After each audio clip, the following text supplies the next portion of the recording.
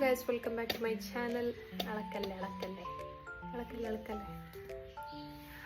അപ്പം നമ്മൾ തമ്പനയിൽ കണ്ടിട്ടുണ്ടാവൂലേ. സംഭവം എന്ന് വെച്ചെങ്കിലേ, ചെറുപ്പത്തിൽ എൻ്റെ മൈൻഡിൽ ഞാൻ ആൺകുട്ടിയാണെന്നേ.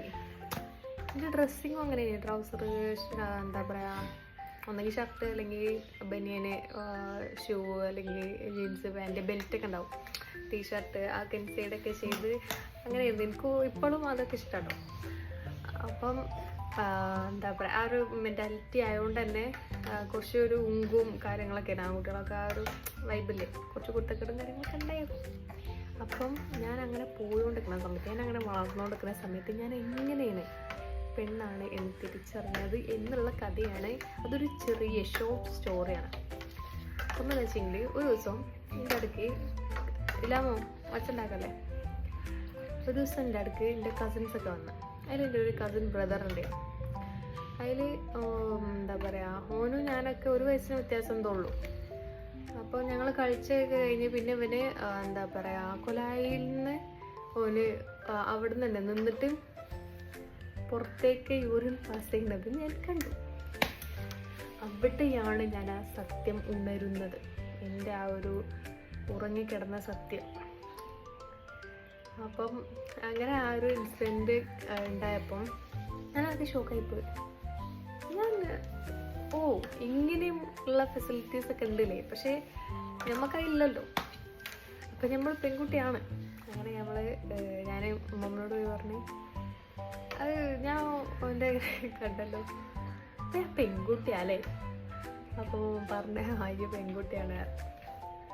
എനിക്ക് നല്ല ഓർമ്മ ഉണ്ട് ആ ഒരു ഇൻസിഡൻറ്റ്. അതായത് ഞാൻ പോയിട്ട് മോനോട് പറയുന്നത്, എന്നിട്ട് അങ്ങനെയാണ് ഞാൻ പെൺകുട്ടിയാണെന്ന് അറിയുന്നുണ്ട്. പക്ഷെ ഞാനൊരു ചെറിയൊരു ആൺകുട്ടികളെ ആ ഒരു ഇനിയിപ്പോൾ ഇളയതായതിൻ്റെ ഇരിക്കട്ടെ, ഏറ്റവും ഇളയതാണല്ലോ ഞാൻ, അതിൻ്റെ തിരിക്കും. കാരണം എന്ന് വെച്ച് കഴിഞ്ഞാൽ കുറച്ച് കച്ചറയും ദേഷ്യവും വാശിയൊക്കെ എനിക്ക് അത്യാവശ്യം നല്ലപോലെ ഉണ്ടായിരുന്നു. ഇപ്പോഴും ഇപ്പം കുറച്ചൊക്കെ ഉണ്ട്, പക്ഷേ നമുക്ക് എല്ലാവരോടും കാണിക്കാൻ കഴിയില്ലല്ലോ. എന്താ പറയുക, ഹസ്ബൻഡിനോട് ചെറിയ ചെറിയ വാശിയും കാര്യങ്ങളൊക്കെ ഉണ്ടെന്നുള്ളൂ. അത് കഴിഞ്ഞിട്ട് പിന്നെ വളർന്ന് വലുതാവും തോറും എനിക്ക് മറ്റേ ഡ്രസ്സിങ് ഒക്കെ ആൺകുട്ടികളെ പോലെയൊക്കെ എനിക്ക് താല്പര്യമുണ്ട്. പക്ഷേ നമ്മൾ പെൺകുട്ടിയാണല്ലോ, അതുകൊണ്ട് തന്നെ എനിക്ക് ശരിക്കും പറഞ്ഞു കഴിഞ്ഞാൽ ഡ്രസ്സിങ് സെൻസ് എനിക്കത് അന്നത്തെ എനിക്കത് ഇല്ലായിരുന്നു. പിന്നെയെന്ന് വെച്ചെങ്കിൽ ഓവറായിട്ടുള്ള ഡ്രസ്സും കാര്യങ്ങളൊന്നും ഇല്ലായിരുന്നു. നമ്മൾ ഡ്രസ്സിൻ്റെ കാര്യം പറഞ്ഞപ്പോൾ, നമ്മളൊരു ദിവസം പെരുന്നാൾക്ക് എന്താ പറയുക, ഏതൊരു പെരുന്നാൾക്ക് നമ്മൾ സാരി കൊണ്ട് ഡ്രസ്സ് തയ്ച്ചിട്ട് ഇടാമെന്ന് ഞാനും എൻ്റെ താത്തോടും പ്ലാൻ ചെയ്തു. അമ്മമ്മൻ്റെ പഴയ സാരി എടുത്തിട്ട് നമ്മൾ എന്താ പറയുക, ഞാനന്ന് ഞാൻ 8-ലോ 9-ലോ എന്തോ ആണ്, ആ ഒരു ടൈമിനാണ്. അപ്പോൾ ഞങ്ങൾ എന്താ പറയുക, അപ്പുറത്തെ ഒരു താത്തണ്ടായിരുന്നു, ഓല് തയ്ക്കും, ഓലെ കൊണ്ട് ഞങ്ങൾ വെട്ടിപ്പിച്ച്. അപ്പോൾ പറഞ്ഞ് ഇതിങ്ങനെ ജോയിൻ്റ് അടിച്ചാൽ മതി എന്നൊക്കെ പറഞ്ഞിട്ട് ഞങ്ങൾ ആ രാത്രിയൊക്കെ ഇത് പെരുന്നാൾ തലേന്ന് രാത്രി കുത്തിരുന്ന് നമ്മൾ അത് തയ്ച്ചുണ്ടാക്കി നമ്മൾ അങ്ങനെ ഭയങ്കര നമ്മൾ ആ തയ്ച്ചുണ്ടാക്കി നമുക്ക് ഇടുമ്പോൾ, ആദ്യമായിട്ട് തയ്ച്ചിടുമ്പോൾ ആ ഒരു ഫീലില്ലേ, ആ ഒരു സെറ്റപ്പ് ചെയ്യും.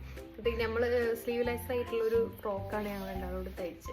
ഫ്രോക്കൊന്നും എനിക്ക് വേറെ, അങ്ങനെ 2 സാരി കൊണ്ട് തയ്ച്ചു. അങ്ങനെ ഞങ്ങൾ ഇന്നറിട്ട് അതിൻ്റെ മുകളിൽ ഡ്രസ്സൊക്കെ എടുത്ത് നമ്മളിങ്ങനെ കുടുംബക്കാരോട് പോകും. എന്നിട്ട് ഞാൻ ചോദിച്ചീനി, എന്ത് തയ്ച്ചെടുത്താണോ, നല്ല രസമുണ്ടെന്നൊക്കെ. അവിടെ വെറുതെ പറഞ്ഞാണെന്നല്ലേ, പക്ഷേ സംഭവം ആ ഒരു ഫീല് വേറെ ഉണ്ട്. നമ്മൾ ആദ്യമായിട്ട് തയ്ച്ചിടുന്നത്, അങ്ങനെ പോണ് കാര്യങ്ങളൊക്കെ. എനിക്കിപ്പോഴും തയ്ച്ചിടാൻ ഇഷ്ടമാണ്, പക്ഷെ എനിക്ക് തയ്ക്കാനും ഇഷ്ടമല്ല. അതൊരു വെറൈറ്റി ആണല്ലോ അല്ലേ. ഈ ആൺകുട്ടികൾ കൂടുതലും ഷോർട്ട് ഹെയർ കാണുന്നുള്ള.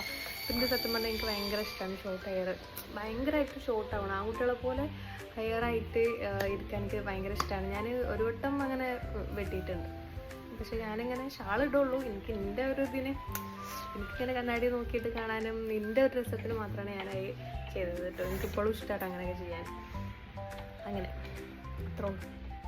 വീഡിയോ ഇത്രയോ ഉള്ളൂ ഗായ്സ്. Bye bye.